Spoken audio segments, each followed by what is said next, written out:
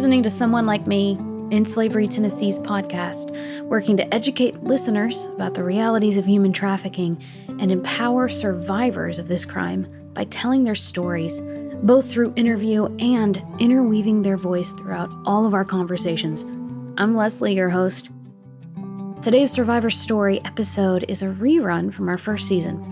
We're bringing this survivor story back to the podcast because it's been referred to several times this season already, and especially in the recent episode with Margie, Quin, and Jason Wilkerson. We've also talked a lot about youth vulnerability this season, and Nicole's story is a great example of how young women are being exploited through trafficking, and yet their stories can bring hope and change. The young woman you'll hear from today, Nicole, uttered a phrase on a phone call many years ago. It was a call with a team from the Tennessee Bureau of Investigation wanting to learn the anatomy of a domestic human trafficking transaction. It was a phrase that Nicole said on this call that eventually became the same name of several undercover stings and this podcast. The phrase was "someone like me." Nicole was a juvenile trafficking victim, which means she was under 18 when she was being trafficked.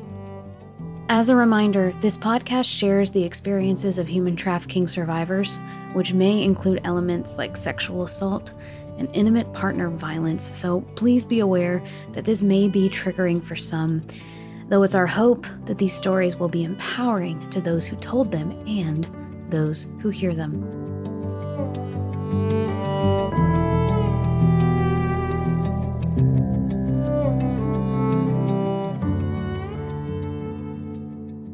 How did you first get involved with TVI? So, my contact at In Slavery woke me up with a phone call and told me that there were some agents who were about to go undercover, and they needed to know what to say and how to act. And because I was so fresh out, they wanted my perspective so that they could go undercover properly. How was that process to be asked to do that? Like, what did you have to go through? My mental, like, the things that ran through my head was like, what do I tell them? You know, is this even gonna work? And then it was kind of surprising, like, why would you ask me? You guys are trained to do stuff. Like, is that, it was kind of funny to me because I'm helping train law enforcement, based off of street experience. And it was just kind of funny. Honestly, I was kind of surprised. And she was just like, hey, what are you doing? And I was like, I just woke up. And she was like, well, we've got some questions for you. And meet Margie, and here you go. And I was like, okay. Wow. Because you're on the call with Margie and other TBI officers. And you said, do you remember the exact sort of exchange? It felt very awkward because there's such shame. And there was so much shame when Memphis busted us. The cops treated me very poorly. And were very degrading. So it was nice to see law enforcement come at it from a different perspective and try to help somebody instead of judge somebody. And that's why I felt the need to thank them for helping someone like me. This is the name of the show. Something you said has become a whole thing. How awesome is that? It's pretty mind-blowing, to be honest. Like, I just remember when I said it, I was just trying to thank them. I told them, I appreciate what you guys are doing because it means a lot being a survivor that you guys want to help somebody like me. I would have never guessed that it would have transpired into now there's a podcast, now there's a whole strategy of how they're going about helping survivors. This is turning into something years later that, was just it seemed like a fleeting moment for me. What does that phrase mean to you? When you said it, what was going through your head? You feel so ostracized and so just like you don't belong, like you're used goods, like you're trash. After all that, your self-worth goes down so much. It just never occurred to me that there were people out there that cared, that wanted to help, that their whole mission is to help. It never occurred to me, and it just meant so much to me that somebody could love and care about me when I couldn't do it for myself. And Margie, what she just said in terms of this phrase not only is a podcast, but it also became a whole process by which you all started working, because this is when you all were trying to figure out how do we actually appropriately and effectively make a change here while we're working with these victims. Honestly, there were 6 undercover TBI agents in the room. I was in the room. It was a game changer, like from that very instant. Like we got it, and got it in a way that I'm not sure it was possible in any other fashion. Those words really gave you insight into just everything she was feeling, everything that she felt about herself, and as she said, her self-worth. It became really important to do this the right way.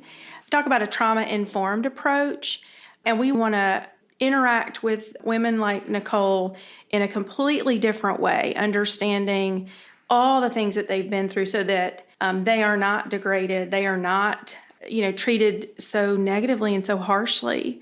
And so I think Nicole and I kind of got that bond going like almost immediately. Yeah, we did, and that bond continued even through some of the rough patches of the healing process. It was critical that I still have those connections because it's helped me, and it's still helping me, and it's helping me now.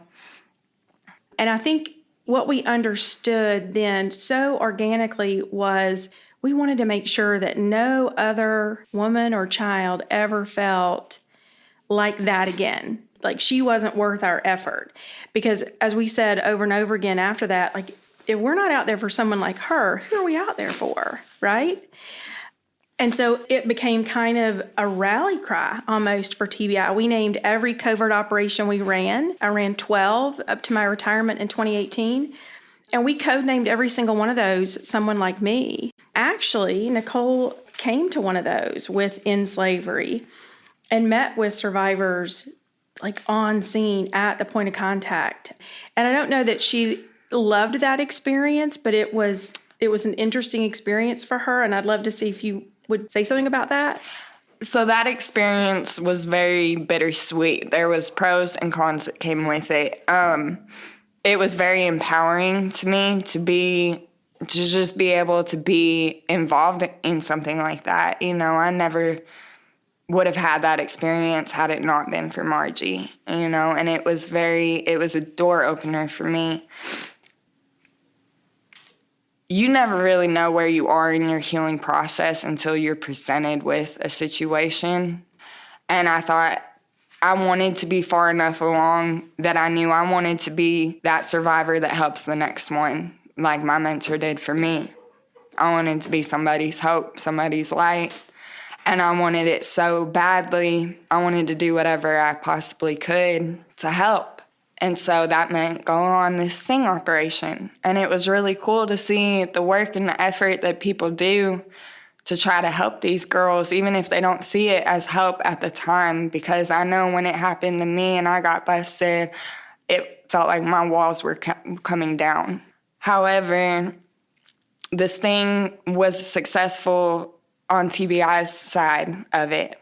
On my end of it, I actually had to walk outside of the building. It was too much for me. It was too familiar to be seeing it. It was kind of like deja vu, and it triggered me in such a way that I had to go process after, and that's kind of when my mentor saw she's not quite there yet. Sure. Yeah. What did that healing process look like after you came to End Slavery Tennessee? Well, if I'm being honest, I was pretty difficult, and I took for granted a lot of their help. I knew that I needed to stop doing drugs and to do the healing, but I wasn't ready to. So I feel like I kind of spoiled some of the opportunities that were granted to me. Some of it was like really beautiful, getting the camaraderie of being with other survivors, other girls that are going through and have been through what you've gone through and are going through the same process as you. That's a kind of bond that you don't get from just a daily interaction with random people. It's a special kind of bond. But that road looked I took a lot of left turns. I was on drugs for a few years, and I got to the point that end slavery kind of had to put boundaries up with me until I was ready to help myself. And the healing process is a lifelong process. I think it's something that you adapt with, and there's levels to it. And I think, there's a season for everything. So some of my seasons were just making it through and just staying alive. And, we're at the next stage of the healing process. And then later on in my life, there'll be the next stage and the stage after that. You talk about the importance of coming here and having other people that went through the same things you went through. Yeah. How important is community when you're going through something like that? It's critical. You can't do it by yourself, and you do try. You already feel alone because you feel so just worthless. So having other people around you that are like-minded, that are going through the same kind of transitions, that are trying to cope, that it's a kind of support that you don't get from just your normal, network of people. It's the kind of support that they know when you're doing bad before you even realize how far down you are, before you realize that you're on a downward spiral. It's accountability. It's I don't know what the word would be. Structure, too. You need the structure. And it makes a world of difference when you've got a support system versus you trying to cope and make it on your own. That's kind of what led me into my rough patches and my drug addiction, because I was away from my pimp. He was locked up, and yet I started doing meth the same time I started doing college courses. And of course, you can imagine that the drugs overpowered the drive to want to be normal, because honestly, I just wanted to be able to live in my own skin again. And those drugs, Nicole, were really a coping mechanism, right? They were what you did to try to cope with all of the things that you had been through. I felt like such a shell of a person. The thing that enticed me about the meth was, I remember saying, I feel alive again. And so I chased that for so long. Sometimes it was to make me feel alive, or sometimes it was I got on other things to make me not feel at all. And, some people wrote me off, but my connection to Margie and my connection to this other survivor, it maintained despite my conflictions and my addictions. We have this phrase, we talk about failing forward, and so that failure doesn't feel like steps backwards. If you're always failing forward, then you're always moving in some direction. And even if it doesn't feel like the right direction, again, I think what Nicole just said, these seasons sometimes can feel like steps backwards, but they're really not. They really are all moving you towards a place where you just continue that healing journey. They say that you don't stop until you're sick and tired, and it took me a long time to get sick and tired of the drugs. We're to the point now where I'm sick and tired of dealing with, how should I say this? With maintaining with my trauma instead of dealing with it. And so the next part of my healing process is to really get into the nitty-gritty in a proper manner and with the help of my community. And that's why the community is important, because you don't know how to get yourself out of the spot that you're in. You need that guidance, but you also need your sisters to be like, I'm here with you, I'm here for you, and somebody who truly understands, because people on the outside world, everybody's got their own opinion, and it varies, and not everybody is as supportive or understanding or compassionate as people that have been in their same shoes. Mm-hmm. The fact of having a survivor to connect with, to be able to see, like, she's been in my shoes, but her whole life and where she wound up is completely different, and how do I get there? Mm-hmm. And knowing that she truly understood where I was at. She understood some of the things that I couldn't verbalize, or some of the things that I didn't even realize myself. Mm-hmm. What are you excited about in the next few years? What's next for you? What's next for me is doing some of the footwork that I've been running from, getting stabilized and stop just surviving. I think it's my season to thrive. So what's next for me is getting back acquainted with end slavery and with my community, and making the transitions where I'm not settling anymore. I just want to say it's amazing. I mean, the timeline of all of this, you came in here at 18-ish. This was only a handful of years ago.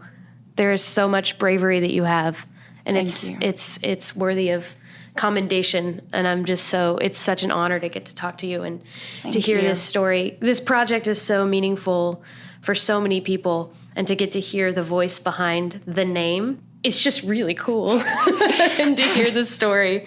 And I think especially from the perspective of you having had difficult relationships with law enforcement during your experience, to then decide, I'm going to use that to help make sure it doesn't happen to other people. Not just writing it off, not just deciding whatever, I'm not going to care about them, they're my enemies, whatever. I wanted to do something for somebody because I didn't want somebody else to feel like or go through what I was going through. And if it could help just one person, it'd be worth it, because that's how it started for me, was one person. Mm. And it changed my life forever, and one person became two. And, it's about making a difference, otherwise it would have all been in vain. And I couldn't just accept that all that happened for nothing. Yeah. Is there anything else you want to make sure you share with us today? This has been really, really wonderful. I'm so grateful. I just want to say, people tell me, that it's an honor and this and that, but really, it's an honor for me. I didn't realize what kind of impact I had, and it means a lot to have people who are trying to make a difference. So I just want to thank everybody involved.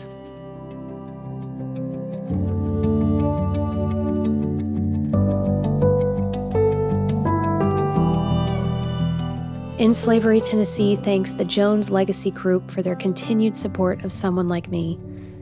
Our production staff is Gregory Byerline, Stacy Elliott, and Marissa Brownell.